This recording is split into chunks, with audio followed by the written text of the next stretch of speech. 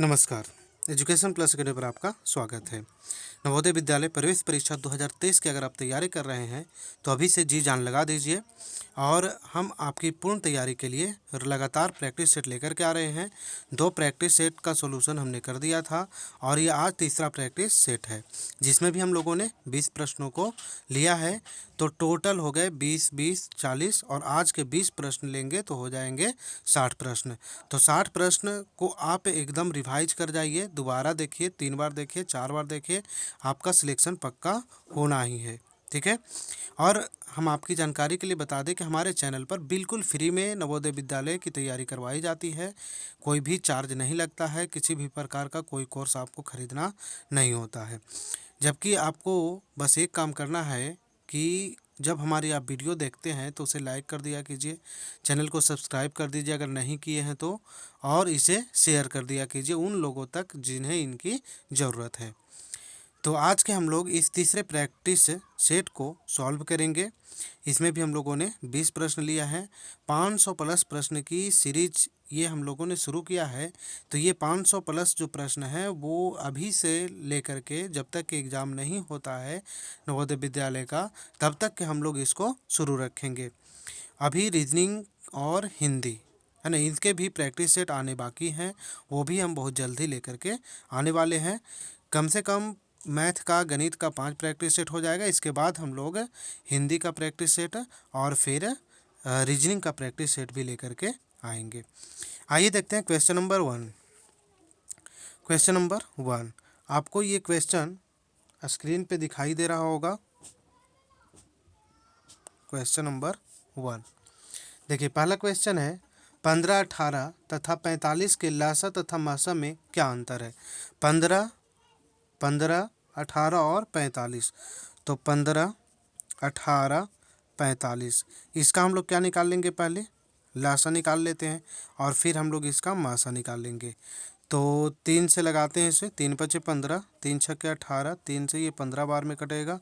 अब कितना से लगाएंगे, 3 से लग जाएगा, 5 का 5 ही रहेगा, 3 दूनी 6, 3 पचे 15। अब कितना से लगेगा, 5 से लगाएंगे 1, यहाँ क्या रहेगा 2 और यहाँ क्या रहेगा 1। ठीक है। तो इस तरह से हम लोगों ने इसका गुणनखंड कर लिया और यहाँ से इसका हम लोग लासा निकाल लेते हैं। लासा क्या हो जाएगा, 3, 3, 3 गुने 5 और गुना में 2। तो 3 तिहाई 9, 9 पचे 45 और 45 दूनी कितना हो जाएगा 90। तो एलसीएम आ गया कितना 90। ठीक है। अब इसका हम लोग मासा निकालते हैं। तो मासा निकालने के लिए 15 से 18 में भाग देते हैं। 15 इकाई 15 हो जाएगा, इसको 3 लिखेंगे हम लोग। ठीक है। अब 3 से फिर डिवाइड करेंगे कि इसको 15 को, ये आपको नियम पता होगा, 3 पचे 15, ये कट गया। ये मासा, इन दोनों का मासा कितना आया 3। अब इन दोनों का जो मासा आता है उसी से हम लोग जो एक और संख्या 45 उसका मासा निकालते हैं। अब 3 से हम लोग डिवाइड करेंगे किसको, 45 को। तो 3 इकाई 3 लगेगा। ठीक है। 1 बचेगा 5, 3 पचे कितना हो जाएगा 15, 3 पचे कितना हो जाएगा 15। तो कट गया। यहाँ से इसका मासा कितना आ रहा है बताइए, मासा इसका आ रहा है 3। मासा कितना आ रहा है 3। जबकि प्रश्न में क्या पूछा है कि इन दोनों का मासा और लासा का अंतर पूछा है। ठीक है।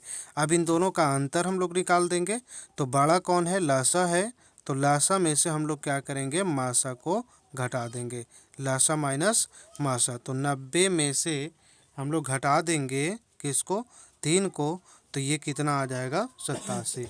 यानी कि जो पहला क्वेश्चन हमारा है उसका आंसर कितना आ जाएगा 87। ठीक है। सबसे पहले इस प्रश्न में हम लोग लासा निकाल लिए, फिर मासा निकाल लिए और दोनों का अंतर पूछ रहा था तो दोनों को घटा दिए।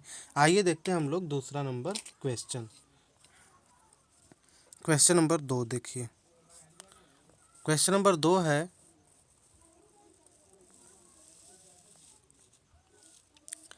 क्वेश्चन नंबर 2 में उस वर्ग का क्षेत्रफल क्या होगा जिसका परिमाप 52 मीटर है। तो इस प्रश्न में हम लोगों को वर्ग का परिमाप दिया गया है। ठीक है। वर्ग का परिमाप दिया गया है। तो वर्ग का परिमाप कितना दिया है 52 मीटर। है ना, वर्ग का परिमाप दिया है 52 मीटर। तो वर्ग का परिमाप क्या होता है, 4 गुने भुजा होता है। वर्ग की सभी भुजाएं बराबर होती है और परिमाप क्या होता है, सभी भुजाओं का योग होता है। तो 4 गुने भुजा बराबर कितना हो जाएगा, 52। अगर हम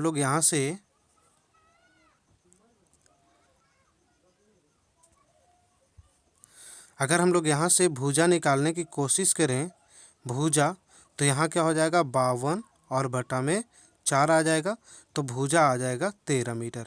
जब भुजा आ गया तो अब हम लोग इसका क्षेत्रफल भी निकाल लेंगे। वर्ग का क्षेत्रफल बराबर क्या होता है, भुजा गुने भुजा होता है, या भुजा स्क्वायर हम लोग कह सकते हैं, भुजा गुने भुजा। तो भुजा कितना है, 13, तो 13 गुने कितना हो जाएगा, 13, 13 गुने 13 169 क्या हो जाएगा, मीटर स्क्वायर हो जाएगा। ठीक है, इसका आंसर आ जाएगा 169 मीटर स्क्वायर। आइए देखते हैं क्वेश्चन नंबर 3। क्वेश्चन नंबर 3 देखिए,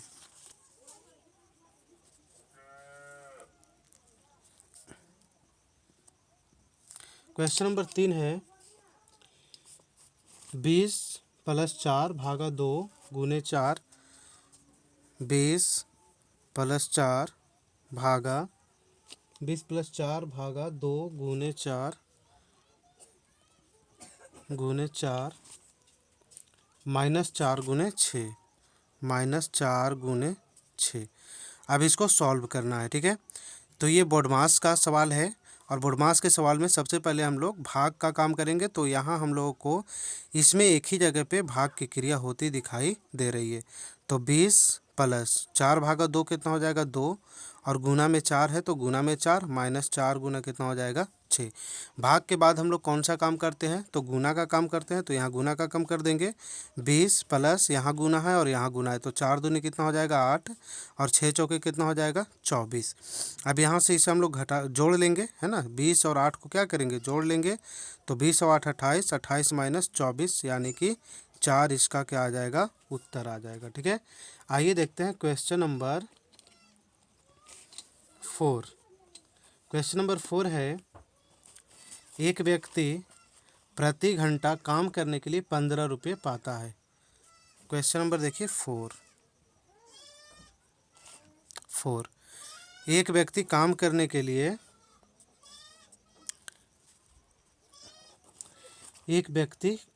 प्रति घंटा काम के लिए 15 रुपया पाता, मतलब 1 घंटे का उसको 15 रुपया मिलता है। अगर 1 घंटा काम करता है तो उसे 15 रुपया मिलता है। यदि वह 8 घंटे प्रतिदिन काम करके 5 दिन काम करता है, यानी कि एक दिन में 8 घंटा काम कर रहा है लेकिन टोटल काम कितना दिन कर रहा है, 5 घंटा, तो उसकी कुल कमाई कितनी होगी। तो सबसे पहले हम लोग उसका निकाल लेंगे कि उसने काम कितना घंटा किया है।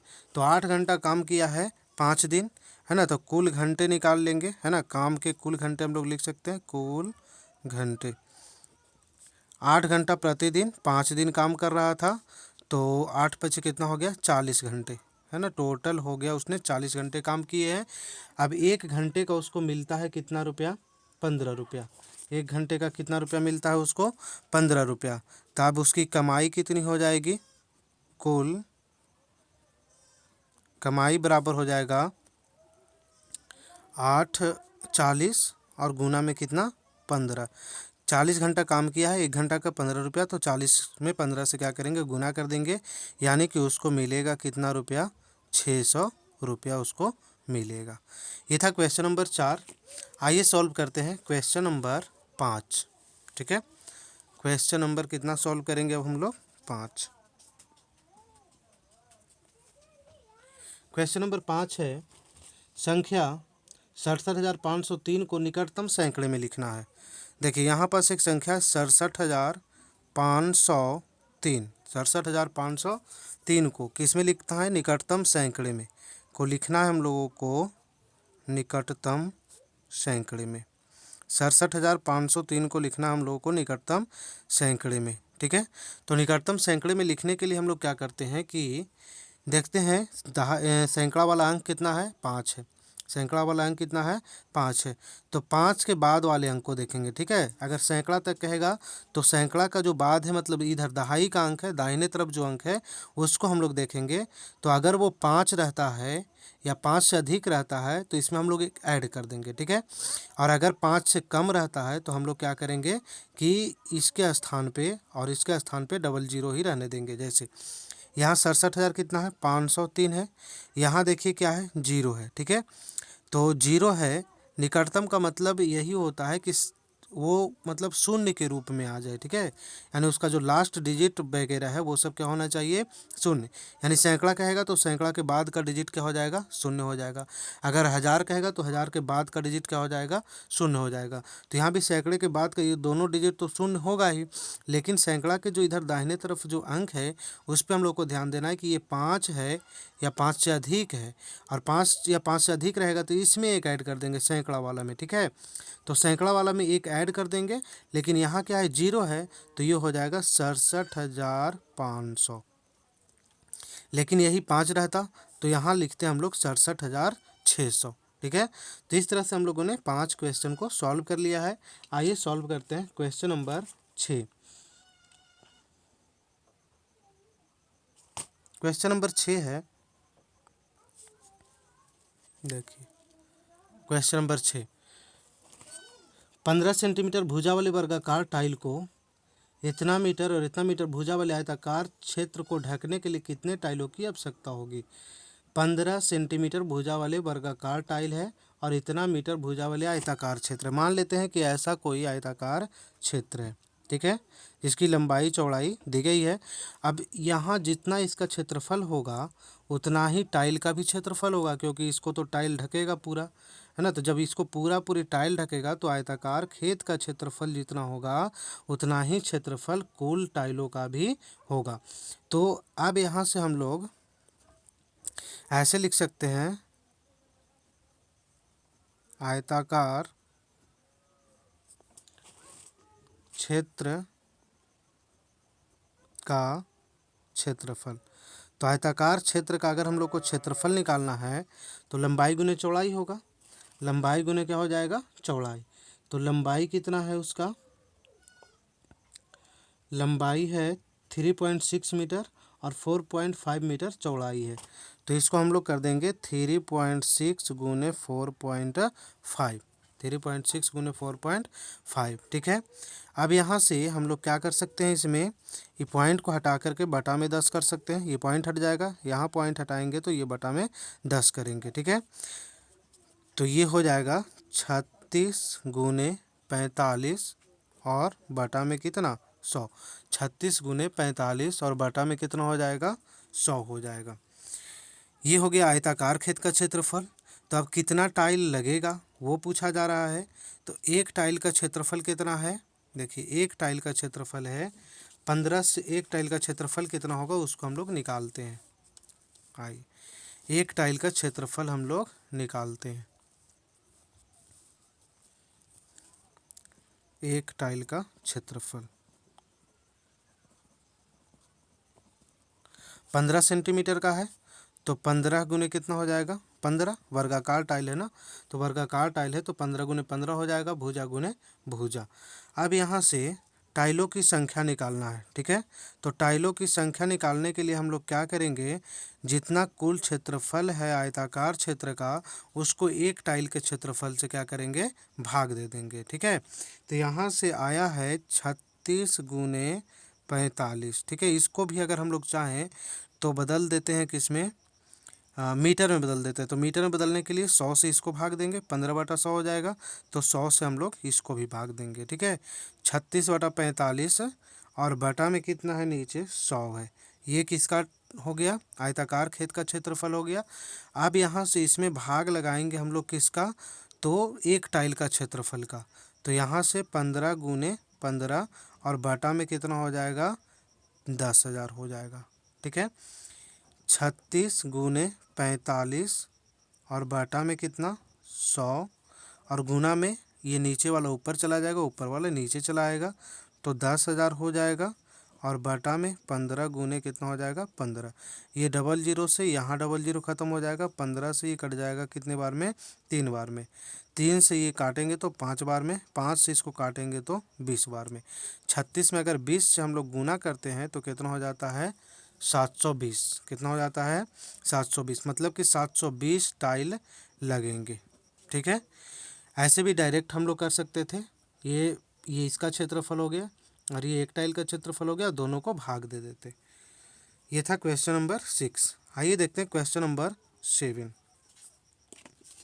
क्वेश्चन नंबर 7 है, राम किसी काम को 6 दिन में करता है, मोहन उसी काम को 8 दिन में करता है तो कर सकता है, तो यदि दोनों काम को एक साथ करना शुरू करें तो काम कितने दिनों में समाप्त हो जाएगा। तो काम कितने दिनों में समाप्त हो जाएगा।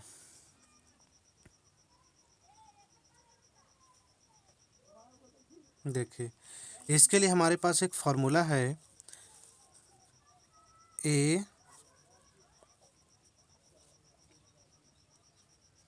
बी, है ना, ए गुने बी बटा ए प्लस बी।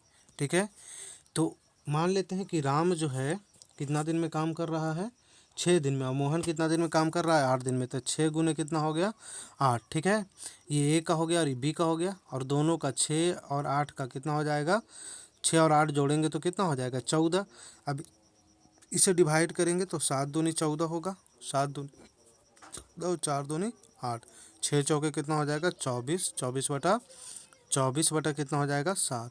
अब यहाँ से 7 या 21 इसको पूर्णांक में ले आते हैं, 7 या 21, 7 या 21 हो जाएगा 3, है ना, 3 बचेगा तो 3 बटा कितना हो जाएगा 7, यानी कि 3 बटा 7 दिन काम करने में उसे लगेगा। ठीक है, और नहीं तो दूसरे तरीका से भी हम लोग इसको बना सकते हैं ऐसे, राम करेगा कितना दिन में 6 दिन में करता है, तो एक दिन का काम हो जाएगा 1/6, और उसका एक दिन का काम हो जाएगा कितना 1/8। तो ये दोनों का एक दिन का काम आ गया, दोनों का हम लोग एलसीएम लेंगे 8 और 6 का, तो कितना आएगा 24 आएगा, 6 चौके 24 4 होगा, 8 तिरिके 24 3 होगा, तो कितना आ गया 7 बटा कितना 24। अब जो आया ये एक दिन का काम है, तो पूरा काम करने के लिए कितना समय लगेगा, तो इसको हम लोग क्या कर देते हैं उलटना पड़ता है इसको। ठीक है, तो इसको कर देते हैं 24 और इसको कर देते हैं 7, फिर से वही आंसर आएगा 3.3/7 दिन। आइए देखते हैं क्वेश्चन नंबर 8। क्वेश्चन नंबर 8 देखिए, क्वेश्चन नंबर 8 है, 180 मीटर लंबी रेलगाड़ी 54 किलोमीटर प्रति घंटे की चाल से किसी खंभे को कितने समय में पार कर जाएगी। तो समय निकालना है कि 180 मीटर रेलगाड़ी है जो किसी खंभे को कितने समय में पार कर जाएगी। ठीक है, तो समय बराबर क्या होगा दूरी बटा चाल, यानी 180 मीटर लंबी रेलगाड़ी खंभे को पार करेगा तो उसे अपनी लंबाई पार करनी पड़ेगी। समय बराबर हो जाएगा दूरी बटा चाल, समय बराबर क्या हो जाएगा दूरी बटा चाल।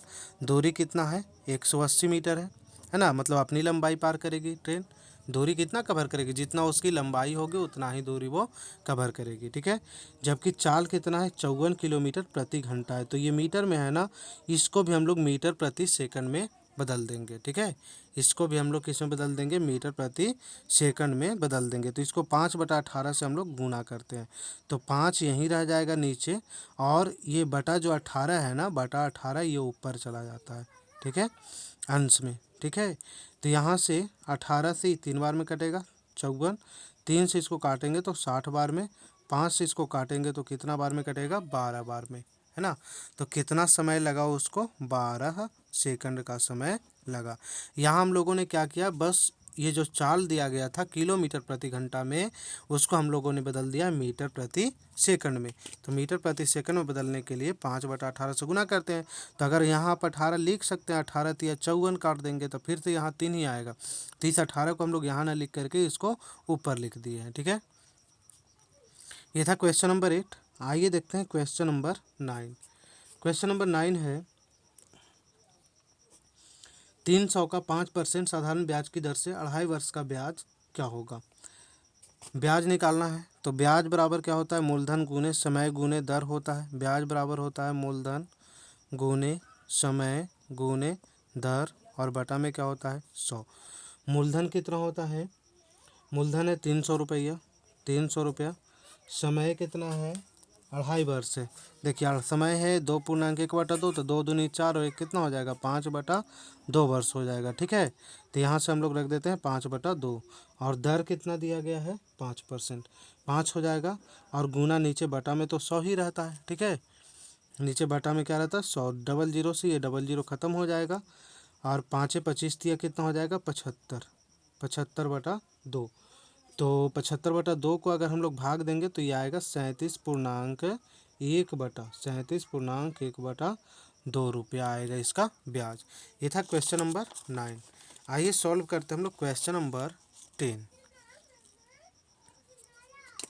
क्वेश्चन नंबर 10 देखिए, क्वेश्चन नंबर 10 है 2 + 1/10 + 1/100 + 1/1000। 2 + 1/10 + 1/100 + 1/1000।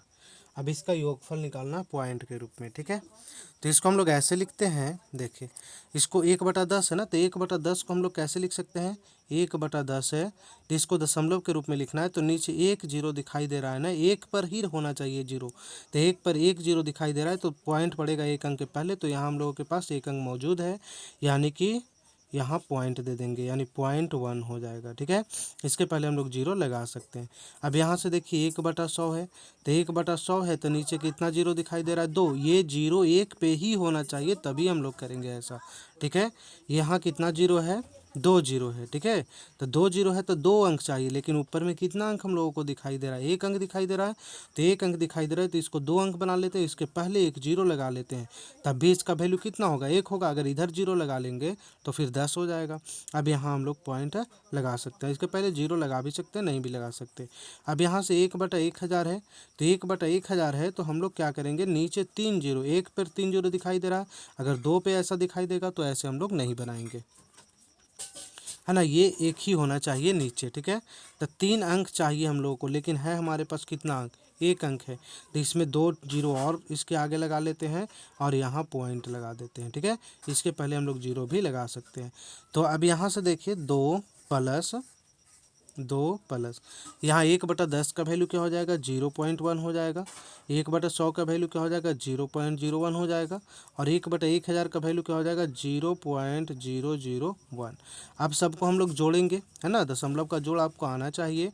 तो यहाँ से हो जाएगा 2 पॉइंट। ठीक है, देखिए कैसे जोड़ेंगे, इधर आइए बताते हैं। 2 है, इसका मतलब है कि पूर्ण संख्या में है, पॉइंट इसके बाद जीरो हम लोग लगा सकते हैं। ठीक है, अब ये 0.1 है, पॉइंट के बाद 1 है, फिर 0.01 है तो 0.1 हो गया, फिर 0.001 है। अब इसको जोड़ दीजिए, इधर कुछ नहीं है तो हम लोग इसको जीरो लगा सकते हैं। ठीक है, यहाँ 1 हो जाएगा, यहाँ 1 हो जाएगा, यहाँ भी 1 हो जाएगा, और पॉइंट यहाँ कितना हो जाएगा, 2, यानी 2.111 इसका क्या आ जाएगा, आंसर आ जाएगा। लेकिन अगर इस तरह का प्रॉब्लम होता है और यहाँ 1 जीरो 10 रहे, यहाँ 100 रहे, यहाँ 1000 रहे, तो आप हम क्या कीजिए, यहाँ पर जो अंक लिखा रहेगा वही पॉइंट के बाद हम लोग लिखते चले जाएंगे। देखिए यहाँ 1 अंक जीरो था, यहाँ 2 जीरो था, यहाँ 3 जीरो था, तो 1 1 1 और 1 हो गया। अगर यहाँ पास 1 बटा फिर 4 जीरो होता, है ना, तो फिर यहाँ से एक और 1 लिखा जाता। ठीक है, तो क्वेश्चन नंबर 10 तक के प्रश्नों को हम लोगों ने सॉल्व कर लिया। क्वेश्चन नंबर देखिए 11, 3 अंकों की बड़ी से बड़ी संख्या तथा 4 अंकों की छोटी से छोटी संख्याओं का जोड़ क्या होगा। तो 3 अंक की बड़ी से बड़ी संख्या, तो 3 अंक की बड़ी से बड़ी संख्या कितना हो जाएगा, 3 अंक की बड़ी से बड़ी संख्या कितना हो जाएगा, 9999। और 4 अंक की छोटी से छोटी संख्या, तो 4 अंक की छोटी से छोटी संख्या कितना हो जाएगा, 1000। और दोनों को हम लोग क्या करेंगे, जोड़ देंगे, तो यहाँ 9 हो जाएगा, यहाँ 9 हो जाएगा, यहाँ भी 9 हो जाएगा, यहाँ 1 हो जाएगा, यानी 1999 इसका क्या आ जाएगा, उत्तर आ जाएगा। ठीक है, ये था क्वेश्चन नंबर 11। आइए देखते हैं क्वेश्चन नंबर 12। ठीक है, क्वेश्चन नंबर 12 है, 2 संख्याओं का गुणनफल 576 है। क्वेश्चन नंबर 12, 2 संख्याओं का गुणनफल कितना 576 है। अगर पहली संख्या 48 है तो दूसरी संख्या बताएं। अगर इस तरह का प्रश्न दिया रहे कि गुणनफल दिया रहे और एक संख्या दिया रहता है तो दूसरी संख्या निकालने के लिए क्या कर देना है, डिवाइड कर देना है। दूसरी संख्या निकालने के लिए क्या कर देना है, डिवाइड कर देना है। ठीक है, तो यहाँ हम लोग 576 को दूसरी संख्या बराबर 576 को कितना से डिवाइड कर देंगे, पहली संख्या जो दिया गया 48 उससे डिवाइड कर देंगे। ठीक है, इसको अगर हम लोग काटते हैं 4 से तो 12 बार में कटेगा। 4 से इसको काटिए, 4 इकाई 4, 4 चौके 16, 1 6, 4 चौके 16। अब ये 12 से 144 जो है ना 12 बार में कट जाता है, तो ये दूसरी संख्या क्या हो जाएगा, 12 हो जाएगा। दूसरी संख्या क्या हो जाएगा, 12। आइए देखते हैं क्वेश्चन नंबर 13। क्वेश्चन नंबर कितना देखना है अब, 13 देखिए। अगर आपको वीडियो अच्छा लग रहा है तो इसे लाइक कर दीजिए, चैनल को सब्सक्राइब कर लीजिए अगर आपने सब्सक्राइब नहीं किया है तो, और इसे लाइक ज़रूर कीजिएगा। ठीक है, मैं आप लोगों के लिए फ्री में कोर्सेज प्रोवाइड करवा रहा हूँ। आपको हर गाइड का सॉल्यूशन हमारे चैनल पे मिलेगा। ठीक है, लुसेंट गाइड हो, चाहे विद्यासागर हो, चाहे उपहार हो, चाहे अरिहंट हो, है ना, धीरे धीरे करके हम सब गाइड का सॉल्यूशन करने वाले हैं इसी चैनल पे। तो अगर आप तैयारी करते हैं 4 5 में भी हैं तो आप यहाँ से तैयारी कर सकते हैं। क्वेश्चन नंबर 13 नंबर क्वेश्चन है, 3 घंटियाँ 12, 15 और 18 सेकंड के अंतराल पर बजती है। अगर वह 8:35 पर एक साथ बजती हो तो दूसरी बार कब एक साथ बजेगी। अगर 3 घंटी है 12, 15 और 18 सेकंड पर बजती है। ठीक है, घंटी वाला प्रश्न हो कि 3 घंटियाँ जो है 12, 15 और 18 सेकंड पर बजती है तो अगली बार वह एक साथ कब बजेगी। ऐसे प्रश्न के लिए हम लोग क्या करते हैं, तीनों का एलसीएम निकाल लेंगे पहले। ठीक है, 12, 15 और 18, इसका क्या निकाल लेना, हम लोगों को एलसीएम निकाल लेना है। ठीक है, तो अब इसको हम लोग 2 से लगाते हैं, 2 से 6 बार में, ये 15 का 15 रहेगा, 2 से डिवाइड नहीं होगा, ये 9 बार में, 2 से 3 बार में, अच्छा 2 से डिवाइड नहीं करें, 3 से करते हैं, है ना, 3 से डिवाइड कीजिए इसको, 3 से ये 2 बार में, 3 से ये 5 बार में, और 3 से ये 3 बार में। ठीक है, अब इसका लसा कितना हो जाएगा, जितना लसा आएगा उतने सेकंड पर ये घंटियाँ जो है एक साथ बजेगी। तो 2 गुने 3 गुने 2 गुने 5 गुने 3, एलसीएम तो आता ही होगा आपको। 2 तिहाई 6, 6 दूनी 12, 12 पचे 60, 60 तिहाई 180, यानी कि 180 सेकंड पर ये बजेगी। ठीक है, और 180 सेकंड का मतलब होता है, 180 को अगर हम लोग 60 से भाग देते हैं, 180 को कितना से भाग देते हैं, 60 से अगर भाग देते हैं तो ये आ जाएगा कितना, 3, यानी कि 3 मिनट लगेगा। ठीक है, 3 मिनट में वो फिर एक साथ बजेगी। तो अगली बार कब बजेगी एक साथ, है ना, तो अगली बार कब बजेगी, तो सबसे पहले बजा था कब, 8:35 पे, है ना, 8:35 पे बजा था, तो 8:35 में क्या कर देंगे, 3 मिनट ऐड कर देंगे। ठीक है, ये 8 घंटा 35 है और इसमें 3 मिनट क्या कर देंगे, ऐड कर देंगे, है ना, ये 0 पॉइंट हम लोग इसको 03 लिख करके ऐड कर सकते हैं, तो ये हो जाएगा 8:38। ठीक है, 8:38 बजे पर वो फिर से बजेगी। आइए देखते हैं क्वेश्चन नंबर 14।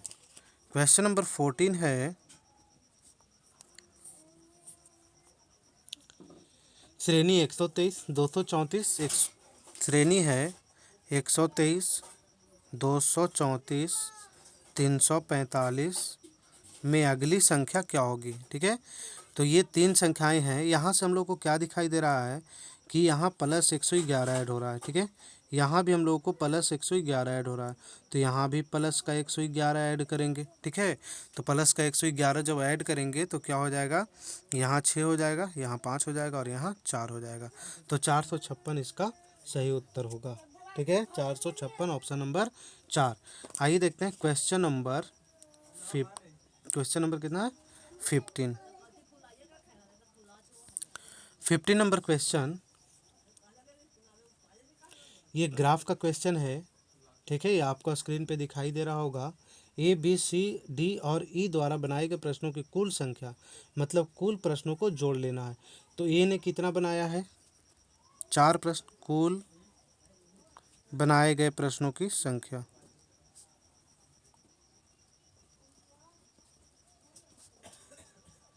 कुल बनाए प्रश्नों की संख्या, कुल बनाए गए प्रश्नों की संख्या कितना होगा? तो ए कितना बनाया है? 4 प्रश्न बनाया है। बी कितना बनाया है? 8 प्रश्न बनाया है। ठीक है, आप उसके सामने देख सकते हैं, बी 8 प्रश्न। सी जो है कितना प्रश्न बनाया है? तो 14 प्रश्न बनाया है। ठीक है, डी कितना प्रश्न बनाया है? 10 प्रश्न बनाया है ना। और ई कितना प्रश्न बनाया है? 8 प्रश्न बनाया है। अब सबको हम लोग क्या करेंगे? जोड़ लेंगे। ठीक है, तो 14, 8 8 16, 16 4 20 हो जाएगा। 20 और 10 30, 30 और 14 कितना हो जाएगा? 30 और 14 कितना हो जाएगा? 44। तो 44 प्रश्न क्या किए गए हैं?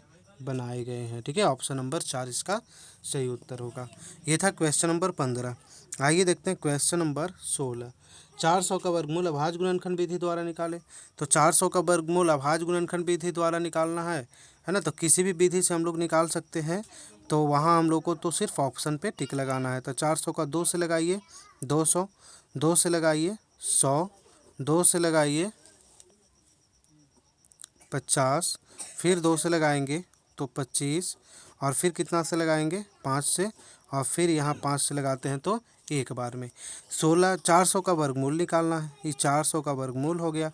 400 का कौन कौन सा गुणनखंड है? 2 गुने 2 गुने 2 गुने 2 गुने 5 गुने 5। ठीक है, अब एक वर्गमूल निकालने के लिए हम लोग क्या करते हैं? सबका जोड़ा लगाते हैं। ठीक है, इन दोनों का जोड़ा लगाते हैं तो ये 2 का स्क्वायर हो गया, ये वाला 2 ठो मिल करके ये 2 का स्क्वायर होगा, और ये 2 मिल करके ये 5 का स्क्वायर होगा। ठीक है, स्क्वायर से हम लोग इस रूट को क्या कर सकते हैं? ख़त्म कर सकते हैं। तो ये हो जाएगा 2 गुना 5। ठीक है, 2 पचे 10, 10 दूने 20। तो 400 का वर्गमूल कितना आ गया? 20। इसको आप याद भी रख सकते थे, है ना। कम से कम तो 1 से 30 तक का वर्ग आप याद रखिए। ये था क्वेश्चन नंबर 16। आइए देखते हैं क्वेश्चन नंबर 17। क्वेश्चन नंबर 17 है, 4 विभिन्न अंकों से बनी 4 अंकों की सबसे बड़ी संख्या। 4 अलग अलग अंक लेना है। ठीक है, 4 अंक लेने हैं हम लोगों को अलग अलग, और बड़ी संख्या बनाना है। तो 4 अंक की बड़ी संख्या बनाने के लिए, ठीक है, बड़ी संख्या के लिए कौन कौन से अंक लेने पड़ेंगे हम लोगों को? तो बड़े बड़े अंक लेना पड़ेगा। तो बड़ा अंक कौन है? 9 है ना, 8 है, फिर 7 है, और फिर क्या है? 6 है। तो छोटी संख्या अगर पूछेगा तो छोटा छोटा अंक लेंगे, 0 1 2 3, है ना। और बड़ा संख्या बनाना है तो बड़े अंक लेंगे, 9 8 7 6 है। अब यहाँ बड़ी से बड़ी संख्या बनाना है। ठीक है, तो सबसे पहले बड़ी संख्या को लिखिएगा, 9 को, उसके बाद 8, उसके बाद 7, उसके बाद 6। तो 9876 ये क्या होगा? इसका सही उत्तर होगा। ये था क्वेश्चन नंबर 17। आइए देखते हैं क्वेश्चन नंबर 18। क्वेश्चन नंबर 18 है, 379 गुने 29, 379 गुने 29 बराबर है 19991 के। तो अच्छा, इतना बराबर इतना दिया गया है। ठीक है, तो यहाँ से हम लोगों को निकालना है 10,991, 10.9991 भागा 0.29।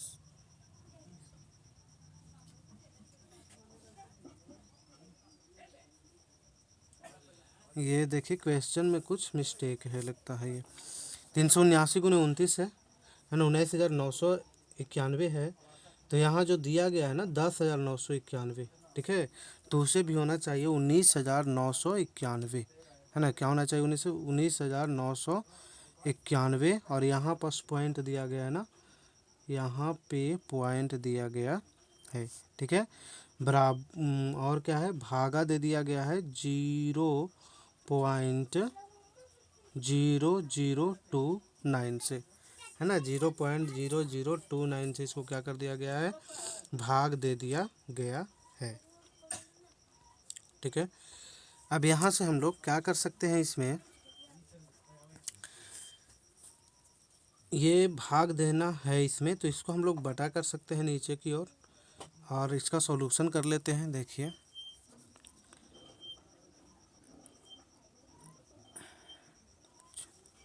अच्छा चलिए, इसको अभी हम लोग रहने देते हैं, है ना।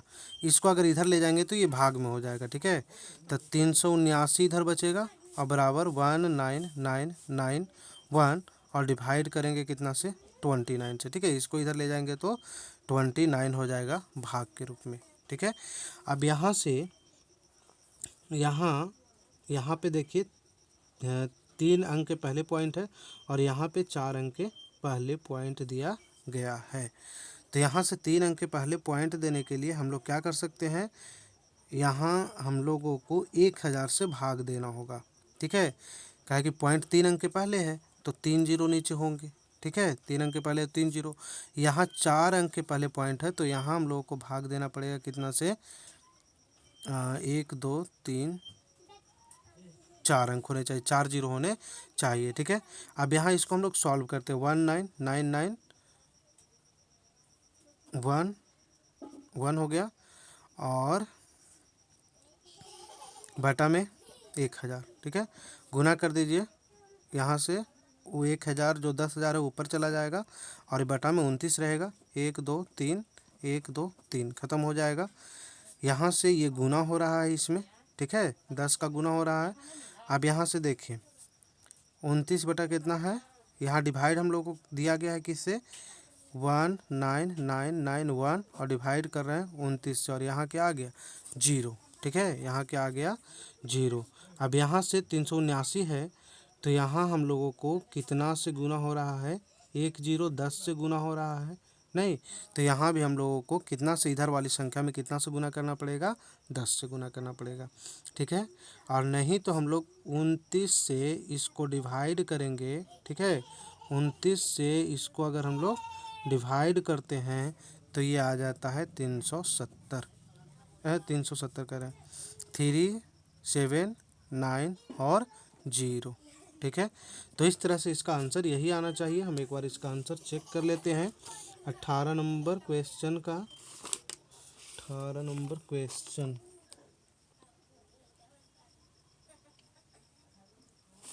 18 नंबर क्वेश्चन है ना, 18 नंबर क्वेश्चन का आंसर होगा, तो ऑप्शन नंबर 3 है, 3 है, यानी कि 3790। ठीक है, बिल्कुल सही आंसर है ना, यही वाला आंसर होगा 3790। आइए देखते हैं इसमें किया क्या गया है कि ये गुना करके दे दिया गया था। ठीक है, अब यहाँ से 379 ये दिया गया है कि अब यहाँ हम लोग क्या कर रहे हैं कि 379 जो है 379 ही रहा। ठीक है, अब ये 29 है, 29 को हम लोग इधर कर दिए, 29 को इधर कर दिए बटा में। अब इस प्रश्न को बनाने की कोशिश करते हैं इसी प्रश्न की तरह, और नहीं तो इसी से हम लोग इसका सॉल्यूशन भी कर सकते थे। कैसे सॉल्यूशन इससे हम लोग कर सकते थे, तो पॉइंट के बाद जो भी कुछ दिया गया है उसे हम लोग लाने की कोशिश करेंगे, है ना। और यहाँ 29 बटा कितना हो गया, 1000। ठीक है, यहाँ पॉइंट के बाद 3 अंक था तो यहाँ 3 जीरो हम लोगों ने लगा दिया। यहाँ 29 बटा पॉइंट के बाद 4 अंक है तो यहाँ 4 जीरो हम लोगों ने लगा दिया। अब इसको सॉल्व कर लेते हैं। सॉल्व करने के बाद अगर काट छाट करेंगे तो ये आएगा इतना। ठीक है, क्वेश्चन नंबर देखिए 19। क्वेश्चन नंबर 19 है, त्रिभुज के तीनों कोनों का योग कितना होता है। तो त्रिभुज के तीनों कोनों का योग होता है 180 डिग्री, है ना। इसको याद रखना होगा। त्रिभुज के तीनों कोनों का योग कितना होता है, तो त्रिभुज के तीनों कोनों का योग होता है 180 डिग्री। आइए क्वेश्चन नंबर देखते हैं 20। क्वेश्चन नंबर 20 वह संख्या क्या है जिसका 12.5% 80 है। मान लेते हैं कि वह संख्या x है और x का 12.5% कितना दे दिया है, 80। अब यहाँ से x गुने 12.5 है तो ये 25 बटा कितना हो जाएगा, 2, और परसेंटेज दिखाई दे रहा है तो 1 बटा कितना कर देंगे, 100 कर देंगे। अब बराबर इधर क्या हो जाएगा, 80। ठीक है, 25 से ही कट जाएगा 4 बार में, यहाँ से यहाँ 1/8 आ जाएगा बराबर कितना, 80। तो क्रॉस मल्टीप्लाई करेंगे यहाँ तो आ जाएगा 640। कितना आ जाएगा इसका आंसर 640 से।